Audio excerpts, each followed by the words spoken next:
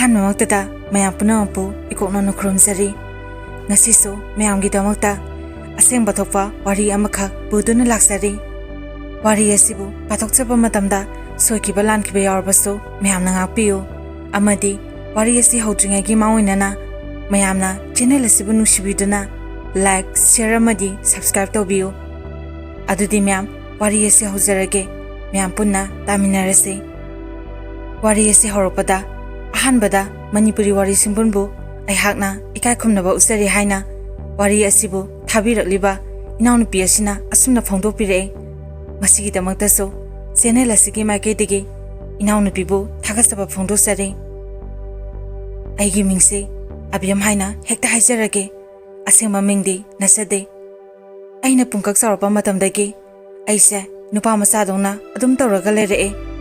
ꯏꯃꯥꯒꯤ ꯆꯩꯁꯨ ꯇꯠꯇꯅ ꯑꯗꯨꯝ ꯆꯥꯔꯛꯑꯦ. ꯃꯔꯝꯗꯤ ꯑꯩꯅ ꯑꯇꯣꯞꯄ ꯅꯨꯄꯥ ꯃꯆꯥꯁꯤꯡꯒ ꯍꯦꯛꯇ ꯐꯨꯅꯔꯨꯕꯒꯤꯅꯦ. ꯑꯗꯨꯒ ꯑꯩꯈꯣꯏꯒꯤ ꯏꯃꯨꯡꯁꯦ ꯌꯥꯝꯅ ꯅꯨꯡꯉꯥꯏꯕꯁꯨ ꯑꯣꯏꯗꯦ. ꯑꯗꯨꯃꯛ ꯃꯌꯥꯏ ꯑꯣꯏꯅ ꯅꯨꯡꯉꯥꯏ. ꯏꯆꯤꯟ ꯏꯅꯥꯎꯁꯨ 5ꯅꯦ. ꯑꯩꯅ ꯑꯇꯣꯝꯕꯤꯅꯦ. ꯏꯕꯨꯡꯁꯨ ꯑꯃꯈꯛꯇꯅꯦ. ꯏꯆꯦ 3ꯒ ꯑꯩꯒ ꯏꯕꯨꯡꯁꯤꯒ ꯌꯥꯝꯅ ꯅꯨꯡꯁꯤꯅꯅ ꯑꯗꯨꯃꯛ ꯂꯩꯖꯩ. ꯅꯣꯡꯇꯁꯨ ꯈꯠꯅ ꯆꯩꯅꯕꯁꯨ ꯇꯧꯗꯦ. ꯑꯩꯈꯣꯏ ꯏꯆꯤꯟ ꯏꯅꯥꯎꯁꯦ ꯑꯁꯨꯝꯅ ꯂꯩꯔꯛꯄꯅ ꯑꯩꯅ ꯀ꯭ꯂꯥꯁ 6 ꯀꯥꯔꯛꯄ ꯃꯇꯝꯗ ꯑꯩꯒꯤ ꯏꯁꯥꯗ ꯑꯍꯣꯡꯕ ꯀꯌా ꯑꯃ ꯂꯥꯛꯈꯤ. ꯃꯁꯦ ꯃꯌꯥꯝꯗ ꯍꯥꯏꯖꯒꯦ. ꯑꯩꯒꯤ ꯇꯨꯡꯗ ꯃꯤ ꯑꯃꯅ ꯁꯨꯝ ꯏꯟꯅꯕꯒꯨꯝꯅ ꯇꯧꯔꯛꯈꯤ. ꯑꯩꯁꯦ ꯏꯃꯨꯡꯗ ꯂꯩꯕ ꯃꯇꯝꯗ ꯌꯥꯝꯅ ꯀꯤꯖꯕ ꯐꯥꯎꯈꯤ. ꯊꯣꯡꯒꯥꯟꯗꯒ ꯋꯥ ꯑꯃ ꯂꯥꯟꯈ꯭ꯔꯗꯤ ꯏꯁꯥꯗ ꯀꯩꯝꯇꯗꯤ ꯇꯧꯗꯦ. ꯑꯗꯨꯕꯨ ꯑꯆꯤꯛꯄ ꯃꯐꯝꯁꯨ ꯑꯩ ꯏꯁꯥꯒꯤ ꯑꯣꯏꯅ ꯌꯥꯝꯅꯁꯨ ꯄꯥꯝꯃꯦ. ꯑꯁꯨꯝꯅ ꯑꯩꯒꯤ ꯏꯐꯝꯗ ꯑꯀꯤꯕ ꯃꯤ ꯏꯟꯅꯕꯒꯨꯝꯕ ꯇꯧꯔꯛꯄꯁꯦ ꯑꯇꯩ ꯀꯩꯝꯇꯒꯤ ꯑꯣꯏꯔꯝꯗ꯭ꯔꯦ. ꯑꯩꯁꯦ ꯏꯁꯣꯔ ꯇꯣꯡꯗꯨꯅ ꯂꯩꯔꯝꯃꯦ. ꯁꯤꯁꯨ ꯑꯩꯅ ꯀ꯭ꯂꯥꯁ 6ꯀꯤ ꯂꯥꯁ ꯃꯟꯊ ꯅꯣꯕꯦꯝꯕꯔ ꯊꯥꯗ ꯑꯩꯅ ꯂꯧꯕꯨꯛꯇ ꯊꯕꯛ ꯁꯨꯕ ꯆꯠꯈꯤꯕ ꯕꯕꯥꯒꯤ ꯆꯥꯅꯕ ꯊꯤꯟꯕ ꯆꯠꯄ ꯃꯇꯝꯅꯦ. ꯑꯩ ꯂꯧꯕꯨꯛꯇꯨꯗ ꯑꯩꯁꯦ ꯏꯃꯥ ꯇꯔꯦꯠꯁꯦ ꯑꯣꯛꯅꯔꯛꯄ ꯖꯥꯠꯅꯤ. ꯅꯨꯃꯤꯠꯇꯨꯗ ꯑꯩꯉꯣꯟꯗ ꯑꯣꯛꯅꯔꯤꯕ ꯂꯥꯏꯁꯦ ꯏꯃꯥ ꯇꯔꯦꯠꯇꯣ ꯃꯗꯨ ꯈꯛꯇ ꯑꯣꯏꯔꯝꯗ꯭ꯔꯦ. ꯍꯥꯎꯔꯩꯕꯤ ꯁꯝꯄꯨꯕꯤ ꯏꯃꯥꯁꯨ ꯃꯗꯨꯁꯨ ꯌꯥꯎꯔꯝꯃꯦ. ꯃꯐꯝꯁꯦ ꯍꯥꯎꯔꯩꯕꯤ ꯁꯝꯄꯨꯕꯤ ꯏꯃꯥ ꯊꯣꯛꯑꯦ ꯍꯥꯏꯅ ꯍꯥꯏꯅꯕ ꯃꯐꯝ ꯑꯃꯁꯨꯅꯤ. ꯑꯩꯅ ꯂꯧꯕꯨꯛꯇꯒꯤ ꯕꯕꯥꯒꯤ ꯆꯥ ꯄꯤꯔꯝꯃꯒ ꯌꯨꯝꯗ ꯍꯜꯂꯛꯄ ꯃꯇꯝꯗ ꯑꯩꯒꯤ ꯇꯨꯡꯗ ꯀꯅꯥꯒꯨꯝꯕ ꯑꯃꯅ ꯇꯨꯡꯗꯒꯤ ꯁꯥꯕꯨꯛꯀꯅ ꯏꯜꯂꯛꯈꯤ. ꯑꯩꯁꯦ ꯍꯥꯏꯐꯦꯠꯇꯤ ꯇꯨꯒꯦ ꯇꯧꯋꯦ. ꯑꯗꯨꯕꯨ ꯂꯥꯏꯕꯛ ꯐꯕ ꯍꯥꯏꯒꯗ꯭ꯔꯥ ꯇꯨꯁꯤꯟꯍꯧꯗ꯭ꯔꯦ. ꯑꯗꯨꯒ ꯑꯩꯁꯦ ꯌꯨꯝꯗ ꯍꯜꯂꯒꯦꯅ ꯇꯧꯔꯛꯄꯁꯤꯗ ꯏꯁꯥꯗ ꯇꯔꯪ ꯑꯃ ꯆꯠꯄ ꯍꯧꯔꯛꯑꯦ. ꯀꯣꯛꯁꯤꯁꯨ ꯀꯗꯣꯝꯗꯒꯤꯅꯣ ꯈꯪꯗꯦ ꯈꯪꯉꯥꯎ ꯉꯥꯎꯔꯛꯑꯦ. ꯑꯩꯁꯦ ꯏꯊꯟꯗ ꯃꯐꯝ ꯃꯔꯥꯡ ꯈꯪꯗꯅ ꯂꯧꯕꯨꯛ ꯂꯝꯍꯥꯡꯗꯨꯗ ꯆꯠꯈꯤꯒꯦꯅ ꯇꯧꯋꯦ. ꯃꯇꯝ ꯑꯗꯨꯗ ꯑꯩꯅ ꯕꯕꯥꯒꯤ ꯆꯥ ꯊꯤꯟꯕ ꯆꯠꯈꯤꯕꯁꯦ ꯗꯗꯥꯁꯨ ꯈꯪꯍꯧꯗꯕ ꯖꯥꯠꯅꯤ. ꯑꯗꯨꯅ ꯃꯥꯅ ꯑꯩꯁꯦ ꯌꯨꯝꯗ ꯑꯕꯦꯝ ꯑꯕꯦꯝ ꯍꯥꯏꯅꯁꯨ ꯀꯧꯔꯕ ꯖꯥꯠꯅꯤ. ꯗꯗꯥꯅ ꯌꯨꯝꯗ ꯑꯕꯦꯝ ꯍꯥꯏꯅ ꯀꯧꯕꯗꯣ ꯑꯩꯅ ꯁꯣꯝꯗ ꯇꯔꯪ ꯆꯠꯂꯒ ꯂꯧꯕꯨꯛ ꯂꯝꯍꯥꯡꯂꯣꯝꯗ ꯆꯠꯈꯤꯒꯦ ꯇꯧꯕꯗꯣ ꯌꯨꯝꯗ ꯗꯗꯥꯅ ꯀꯧꯕꯁꯦ ꯑꯩꯒꯤ ꯅꯥꯀꯣꯡꯗ ꯇꯥꯔꯛꯈꯤ. ꯃꯁꯤꯁꯨ ꯑꯉꯛꯄ ꯑꯃ ꯅꯠꯇ꯭ꯔꯥ? ꯃꯁꯦ ꯃꯌꯥꯝꯅꯗꯤ ꯊꯥꯖꯕꯤꯗꯕꯁꯨ ꯌꯥꯏ. ꯑꯗꯨꯕꯨ ꯑꯩꯒꯤꯗꯤ ꯑꯩꯒꯤ ꯏꯁꯥꯗ ꯊꯣꯛꯈꯤꯕ ꯑꯁꯦꯡꯕ ꯊꯧꯗꯣꯛꯁꯤ ꯃꯌꯥꯝꯗ ꯈꯪꯍꯟꯖꯕ ꯈꯛꯇꯅꯤ. ꯃꯁꯤꯗ ꯑꯩꯁꯦ ꯗꯗꯥꯅ ꯀꯧꯔꯦ ꯌꯨꯝ ꯍꯜꯂꯒꯦꯅ ꯑꯩꯒꯤ ꯋꯥꯈꯜꯁꯤꯗ ꯈꯪꯂꯥꯛ ꯂꯥꯛꯈꯤ. ꯑꯩ ꯌꯨꯝꯒꯤ ꯃꯥꯏꯀꯩꯔꯣꯝꯗ ꯃꯥꯏꯁꯦ ꯑꯃꯨꯛ ꯑꯣꯟꯁꯤꯜꯂꯒ ꯂꯥꯛꯄ ꯍꯧꯋꯦ. ꯃꯁꯤꯗꯒꯤ ꯑꯩꯁꯦ ꯏꯁꯥꯁꯦ ꯑꯗꯨꯝ ꯇꯔꯪ ꯑꯃ ꯆꯠꯈ꯭ꯔꯦ. ꯒ꯭ꯌꯥꯟ ꯑꯗꯨꯝ ꯇꯥꯈꯤꯗ꯭ꯔꯦ. ꯑꯩꯅ ꯒ꯭ꯌꯥꯟ ꯇꯥꯗꯅ ꯇꯔꯪ ꯑꯃꯗ ꯆꯠꯂꯒ ꯌꯨꯝꯗ ꯍꯜꯂꯛꯄꯗꯨꯗ ꯗꯗꯥꯅ ꯈꯪꯗꯗꯅ ꯑꯕꯦꯝ ꯅꯪꯕꯨ ꯀꯥꯏ ꯆꯠꯂꯨꯒꯦꯅ ꯍꯥꯏꯅ ꯍꯥꯏ. ꯑꯗ ꯑꯩꯅ ꯗꯗꯥꯗ ꯃꯤꯠꯌꯦꯡ ꯑꯃ ꯇꯧꯔꯒ ꯌꯦꯡꯉꯕ ꯖꯥꯠꯅꯤ. ꯃꯇꯝꯗꯨꯗꯗꯤ ꯗꯗꯥꯅ ꯈꯜꯂꯤꯕꯁꯦ ꯑꯩꯅ ꯁꯥꯎꯔꯤꯕ ꯑꯩꯅ ꯌꯦꯡꯉꯤꯕꯁꯦ ꯁꯣꯏꯗꯅ ꯃꯉꯣꯟꯗ ꯕꯕꯥꯅ ꯆꯩꯔꯛꯄꯒꯤ ꯁꯥꯎꯕ ꯑꯣꯏꯔꯝꯒꯅꯤꯅ ꯃꯥꯅ ꯈꯜꯂꯝꯃꯦ. ꯑꯩ ꯒ꯭ꯌꯥꯟ ꯇꯥꯗꯅ ꯂꯥꯛꯄꯗ ꯌꯨꯝ ꯌꯧꯔꯛꯑꯒ ꯇꯨꯃꯤꯟꯅ ꯆꯥꯛꯈꯨꯝꯒꯤ ꯀꯥꯆꯤꯟ ꯑꯗꯨꯗ ꯈꯣꯡꯁꯦ ꯇꯤꯡꯊꯣꯛꯑꯒ ꯐꯝꯃꯒ ꯀꯔꯤꯒꯨꯝꯕ ꯄꯣꯠ ꯑꯃꯗ ꯃꯨꯟꯅ ꯌꯦꯡꯉꯒ ꯂꯩꯌꯦꯅꯁꯨ ꯍꯥꯏ. ꯃꯇꯝ ꯑꯗꯨꯗ ꯆꯦꯆꯦ ꯑꯍꯟꯁꯨ ꯆꯥꯛ ꯊꯣꯡꯕ ꯖꯥꯠꯅꯤ. ꯑꯩꯒꯤ ꯃꯇꯧꯗꯨꯗ ꯆꯦꯆꯦꯁꯦ ꯄꯥꯈꯠꯄꯣꯏ ꯀꯩꯕꯣꯏ ꯑꯕꯦꯝ ꯅꯪꯕꯨ ꯅꯁꯥꯗꯣ ꯀꯩꯗꯧꯔꯒꯦ ꯍꯥꯏꯔꯒ ꯑꯩꯒꯤ ꯃꯅꯥꯛꯇ ꯆꯪꯉꯛꯄ ꯃꯇꯝꯗ ꯑꯩꯅ ꯌꯥꯝꯅ ꯁꯥꯎꯅ ꯆꯦꯆꯦꯗ ꯑꯩꯅ ꯆꯩꯔꯦꯅ ꯍꯥꯏ. ꯃꯁꯤꯗꯒꯤ ꯑꯩꯁꯦ ꯑꯗꯨꯝ ꯆꯣꯏꯔꯣꯟ ꯄꯥꯔꯣꯟꯁꯨ ꯂꯣꯟꯕ ꯍꯧꯔꯕ ꯖꯥꯠꯅꯤ. ꯁꯨꯃꯥꯏꯅ ꯂꯥꯏ ꯇꯣꯡꯉꯤꯉꯩ ꯃꯇꯝꯁꯦ ꯑꯩ ꯏꯁꯥꯗꯤ ꯒ꯭ꯌꯥꯟ ꯇꯥꯖꯕꯁꯨ ꯅꯠꯇꯦ. ꯑꯗꯨꯒꯗꯤ ꯁꯣꯝꯗꯅ ꯍꯥꯏꯅꯤ ꯍꯥꯏꯔꯣ ꯈꯪꯗꯅ ꯄꯪꯉꯥꯡꯗ ꯉꯥꯡꯉꯕ ꯖꯥꯠꯅꯤ. Numittuda aidi isada iso tongsinbagi fazanadi laknare hai. Ayuki pung mapandagi hawuduna nungthingi pung 3-4 swaidane aina isa kya laibase. Numittuda so aina ikhoigi imungda posem toropa miduso loina haireso hai. Miduso matamaduda aigi nakta ai senaba yaurina sa hai. Mamingde kaide loina haidorpa aduda mido kharadi masadu kainomdi tawena hai. Aduga ma'am aigi isi ahalse khara kigale. Aduga ina adamaina tawriba aduda isi ahandudi kidana nakandaga lotlaga lei hai. Aduga isi ani subaduna phone da record tawsilaga wahangasu yamna hangabzatni. Mayamna mahi maiba kawgena lona hainabaduso aina maiba kawbodo makok leithalaga sani habadagi moisu kidana kanamta kawdrabzatni.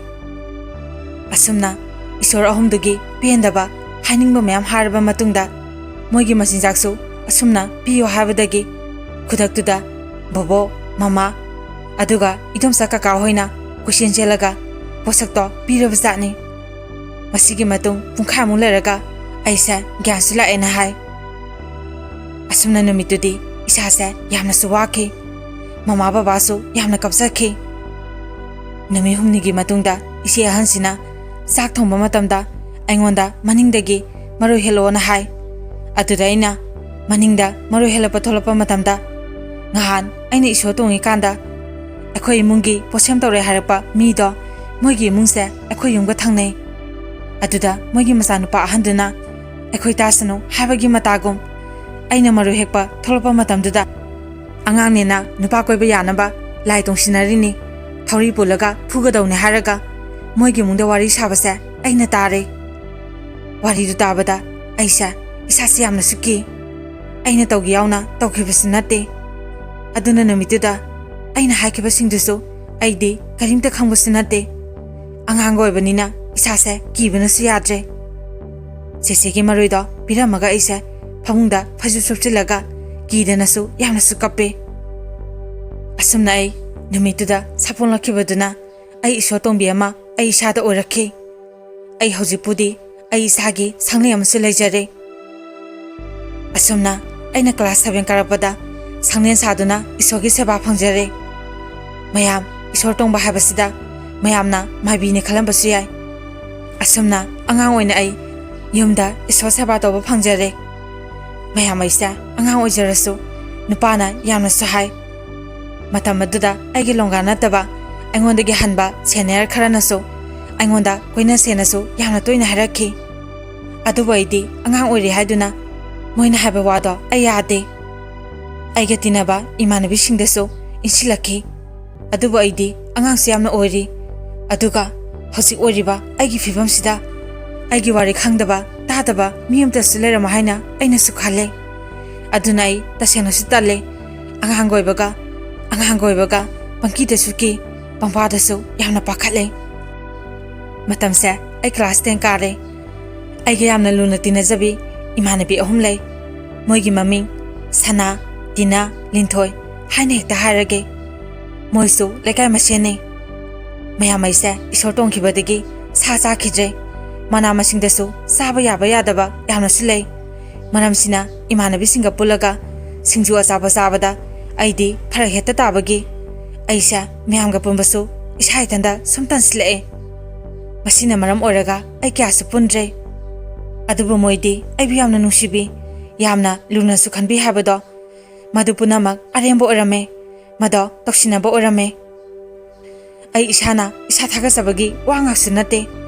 Aisa migi yamna sukhale mina kainom leite habada aigi areba oradi aigido moida pidoine. Dress tasu chi hoina lebibado aina moina piro haradi hekta pidoine. Marak thapna akawa mana aigi se atombisa boarding de lekhi. Aduna mase aina kya pandabane masigi lana khanbinuko. Asumna aisa saba thakpa mayamga manadabagi imanabi pumbasa yamna toina pundre. Mayam aisa isa thagabadi nate ai saksa dum phajai. Imanabi singa harau komaida satlaga pumba matamdaso moida nupase kyasu haidi aingonda anaba hekta hai. Aduna imanabi singso phagi oina midi kari laiwabu pubanu khangde नुपासे मौंदे हेक्ता हाय अखोइदसु अमददी हारपसु याबने हाय अदुबु Moina हाबदो आई नोफेतम तवे करीमतदी खुमदे आई असुमना class 10 सोलोसिंख्रे 11 कारे लेकागी इमानबी सिंगसे आगे school अमतदा पुंद्रे मोय अहुमदी लोइना पुल्ले आई इथंदा पुंद्रे अदगी खरा खरा सुम लापनाबसे अदुम हौरे आगी वारिसे सांमलनी खरा समना हाइजरगे आइने 11 गी काउंसिल गी एग्जाम पिरमदाइसे इमानबी सिंगदो कुइरे पुंदबा हाइदुना आई सनाहोगी मयमदा लाकपने सनागी ममादा आइना हाय चसा सना लेखिब्रो सनागी ममाना लइये लइये दिनासु लिंथोइसु लोइना लेहोबने सनागी कादा संगो असुमना सनागी ममाना सहाय मसिदगे ऐसे कौदबिदा हरावना संगमने अदुबो आइना मोगी कादा संगमा मतमददी मोइसे आई लाएनदी खंगबसु नते आइना खलुरिबसिना मोय अहुमसु पुल्ले हारबनिना आई तुमिना संगगा मोय अहुमसे खंगनगे हानसु खलुबने अदुगदी मोइदी आइगी मरमदा वारी सानरगा लेरमे अबियमसे मसकसु फजे नुपासिंगनसु मवंदता हाय नोमता अखोइददी कोइगेसु हाइदे आइदी मागा समिनबा पुनबसे तनसिले मा मसासे लाइगा तोंसिले लाई सानरगा नुपा फाबी नुपा कौसिनबिगा तौरजाला सनाना हाबदो आई तुमिना ताई आई वादु ताबदा इसादा नुंगाइतबना इसासे केनोम तौरे सनाना दुमना हाबदुदा दिनाना असेंमैने मंगोंदगी ओजबा खरा फंगसु अखोइ मागा पुलिखै नुपा फंगदो मानद्रे लाइगा तोंसिले आई तसेना तलेबो हंदा स्कूल मागा पुलौदबसे याम फारबने मसिगी मतुंगदै माना ऐंगोंदा कौरसु खुमरोय ऐनसु मंगोंदा कौरोयदबने मोय अहुमना अदुमना आइगी मरमदा सनारमलिबा वादो ताबा मतमदा आई मित्तगी पी ताकिबा खंगौदे अदुबा आई इमुंगदुदा चंगुरबनिना थोकपसु यादबगी मोयगी मनाता संसिले मोइसे आई उबा मतमदा खंप्रे खंगे वा ngamबसु पाक ngamदे मोयगी मतौदुदा आइना तोपा वारी हौजिलगा ngihaक मोयगा पुलुरे नमितो अयुम हलकपदा यामना सुकपखि याम थाजना पिकलिंगाइदगी तिनरपा मोइना सिगुम्बा ऐंगोंदा फत्तबा वाखनसे खलमगनी हाइबा आई नोमता खलुदे पुनमसे खलु खलुरगा आई नमितो यामना कपसखि अदुबो आई ngasiफाव कनामतदा लानखिदबने असुमना आई इमानबी सिंगना आइबो लाई तोंगे हाइदुना नोकनबा करेमनबा याम तोइना तौबिरखि मसिदगी आइसा इसादा नुंगाइतबा फावे आइगी ओइनदी